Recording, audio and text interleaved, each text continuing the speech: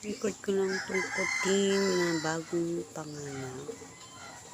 Kaya, say hi mga kuting. Yan, hindi sila tumutunog guys. Bagong panganak sila. Tatlo may mga, yan. Ganito siguro pag mga bagong panganak. May mga, ang tawag niya, inunlan. Alam mo yun, yung lagyan na ng bata.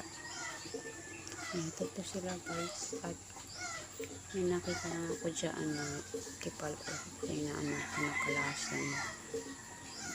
Ayan. Sumigaw lang naman ako ng kanto. Tapos, nagtingay ito sila. Wala na. Ayan. Ming-ming! Ming-ming! Tawagan natin guys. Ayan. Natatakot ako guys. Tumingin ng mga ganito kasi ayan. Ming-ming! Bago silang panganak guys. Anak ng Ming-ming! Taman ko siya magkumampon. Tatlong pusa to. Hindi pa lang mabubuhay to siya guys.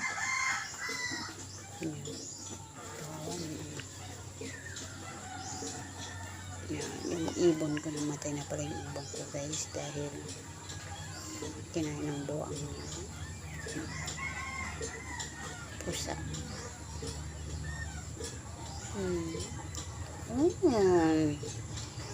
Tatlo sila guys.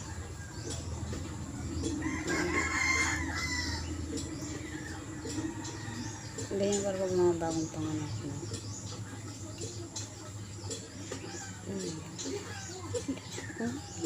Akala ko patay yung isa kasi yung isa dun sa daan. Dun sila nakanangkay sa may pintuan. Kaya pala yung pusa. Ayan. Bagong ampon. Nagpaampon kagad siya bago namatay yung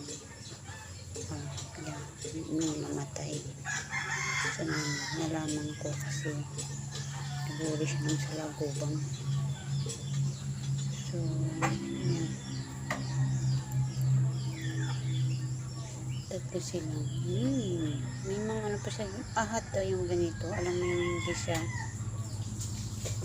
Kawawa naman, nagugutom na.